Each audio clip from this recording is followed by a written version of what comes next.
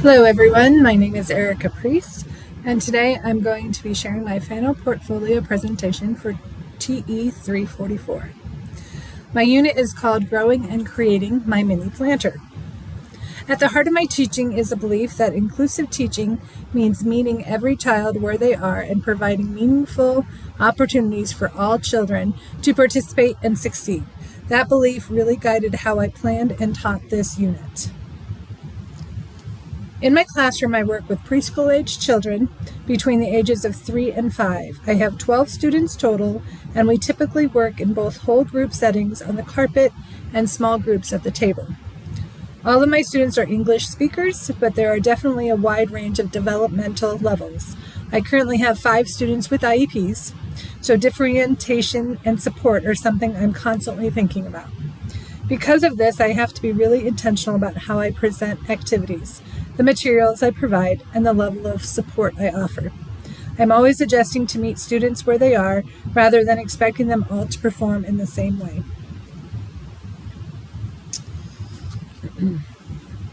This unit was designed to build step by step from creativity to exploration and then application. We started with painting the planters, which gave the children a sense of ownership. Then we moved into exploring soil and seeds, followed by planting. After that, we talked about what plants need to grow, and finally we wrapped up with graphing activity to look at growth. Each lesson built on the one before it, which helped keep the children engaged and also supported deeper understanding. I won't go into each lesson in detail here, but overall, Lesson 1 focused on creativity and fine motor skills. Lesson 2 focused on exploration and sensory learning. Lesson 3 focused on planting and following procedures. Lesson 4 focused on understanding plant seed needs. Lesson 5 focused on graphing and comparing growth. All of these lessons were connected and intentional, not just separate activities. In Lesson 1, the goal was for children to use paint and brushes to creatively design their planter. This connected to creative arts and fine motor standards, specifically using tools and materials to express creativity and develop control. Excuse me. I started by gathering the children on the carpet and introducing the project. I told them they would each be creating their own planter, and I showed them an example to build excitement. Then they moved into the main activity where they painted their planters. Excuse me. At the end, we came back together as a group and talked about their designs and what they enjoyed.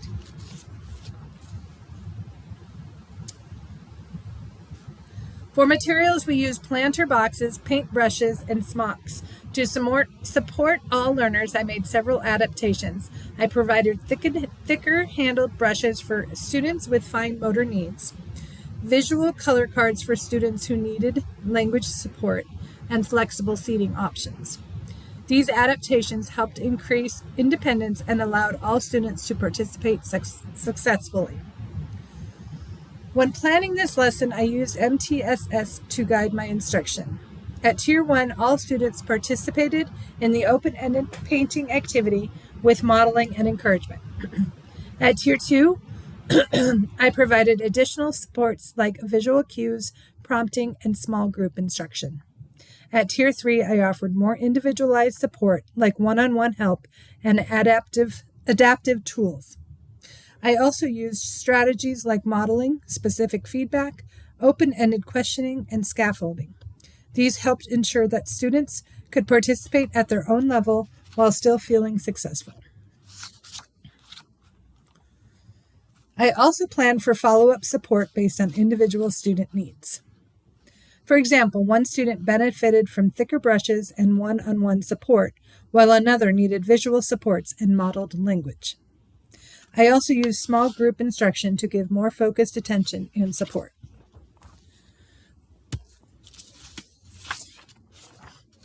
What worked really well was the level of excitement and engagement. The children loved having their own materials and being able to make their own choices. What surprised me most was just how excited they were about the project. If I could go and change anything, I would probably prepare a little bit more for cleanup, maybe adding more newspaper or table covering. Lesson 2, exploring soil and seeds. In Lesson 2, we moved into exploring soil and seeds. I started by connecting back to the previous lesson and introducing the materials. I passed around soil and seed containers and asked questions to get them thinking. I told them they were going to be scientists, which really helped build the excitement. The main activity was hands-on exploration, and we ended by coming back together and discussing what we learned. For this lesson, we used soil, seeds, magnifying glasses, and scoops. I adapted materials by providing larger handled scoops, picture cards for vocabulary, and gloves for students who may have sensory sensitivities. These supports allowed all students to engage comfortably with the materials. Again, I used MTSS to guide my instruction.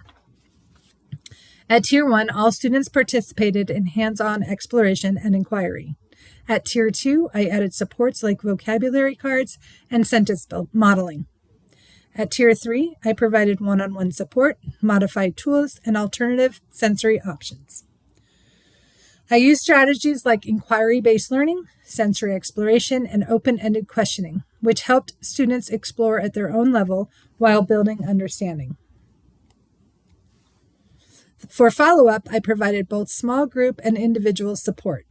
I worked with small groups to guide discussion and ask questions, and I provided one-on-one support for students who needed extra help.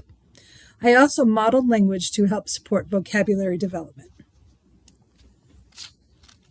What worked really well was how engaged all the students were. They loved being able to touch and explore the soil.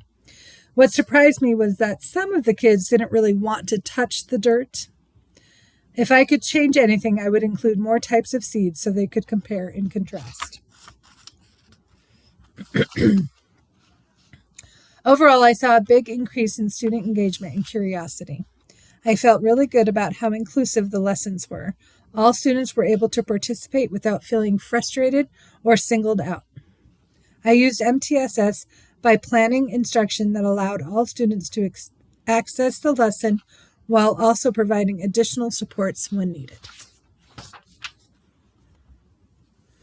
Key takeaways. A few key takeaways for me are inclusive teaching means giving children multiple ways to participate. Small adaptations can make a big difference, and consistency across adults really helps create a strong classroom environment. Moving forward, I want to continue being intentional about differentiation and making sure all students feel successful.